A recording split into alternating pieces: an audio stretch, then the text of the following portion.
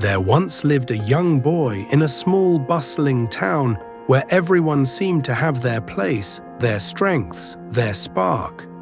But this boy felt like he didn't belong. No matter how hard he tried, school never made sense to him. Numbers danced off the pages, words blurred into confusion, and while others soared, he struggled to keep up. Every report card came back with disappointing marks. Every teacher's gaze seemed to carry disappointment, and whispers from classmates only deepened the sting. He began to believe what the world seemed to say about him, that he just wasn't good enough. At home, things weren't any better. His parents, though well-meaning, often wore tired expressions of worry. The silence at the dinner table grew heavier with every passing day. The boy started to carry the weight of everyone's expectations on his small shoulders. He'd sit down to study, open his books with a hopeful heart, but within minutes his mind would wander, his energy would fade, and he'd walk away, more defeated than before. He hated that feeling, the yearning to improve, but not knowing how.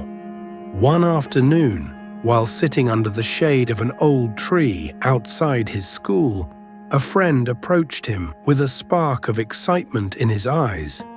He told him about a Zen monk who had recently arrived at the edge of town and was said to possess incredible wisdom.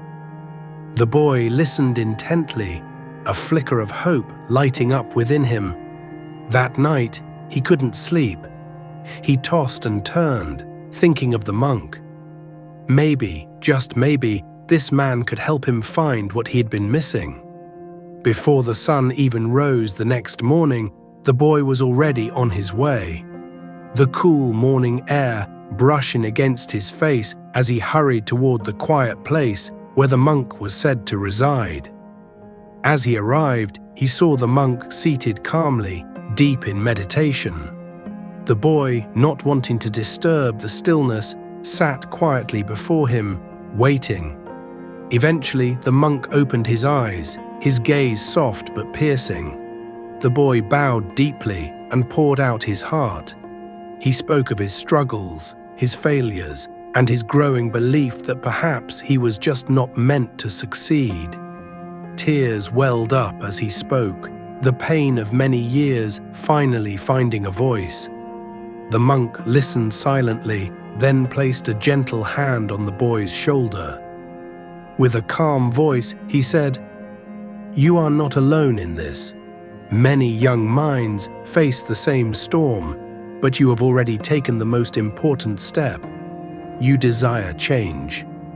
He paused, then continued, "The mind," he said, "is powerful, and its strength begins with belief. If you see yourself as incapable, that belief will shape your actions.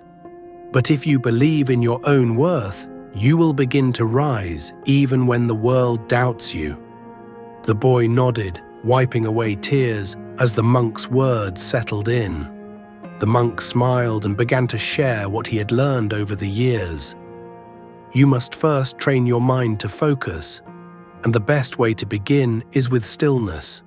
Sit quietly each day, close your eyes, and simply follow your breath. Inhale and exhale, slowly and deeply. Count backward from 50 with each breath. This simple act will train your wandering thoughts to settle. In time, your concentration will sharpen like a blade. The boy listened, captivated, as the monk continued. "Discipline," he said, "is not punishment, it is freedom. Create a rhythm for your day. Wake up at the same time, eat at the same time, sleep at the same time. Choose specific hours each day to study and make that your sacred time.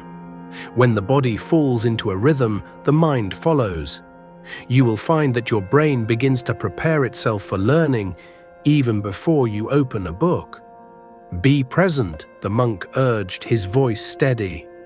"Every classroom holds treasure, but it reveals itself only to those who are awake and alert. Listen when your teachers speak. Sit with attention.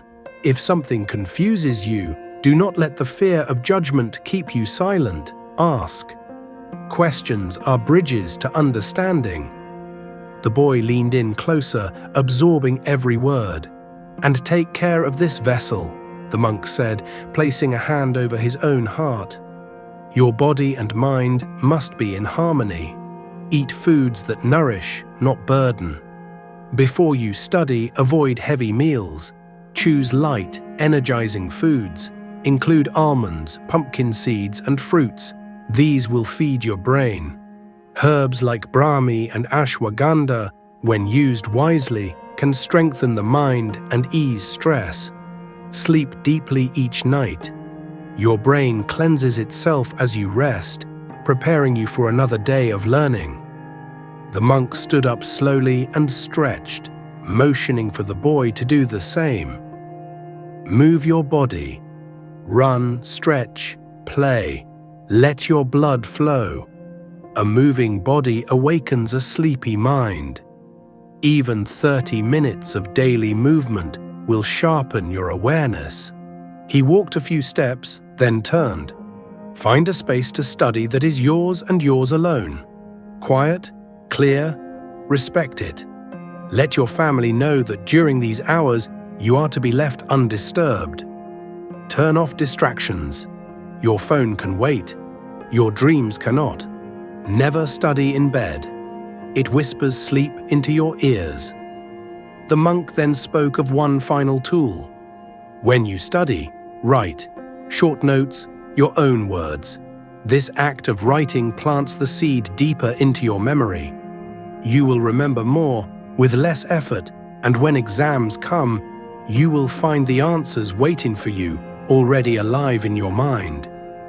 A silence fell between them as the wind rustled the leaves overhead. The boy felt something shift inside him. Not just hope, but belief.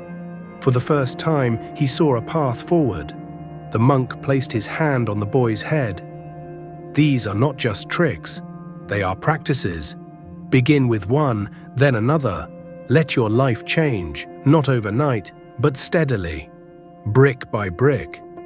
The boy promised to follow everything he had been told.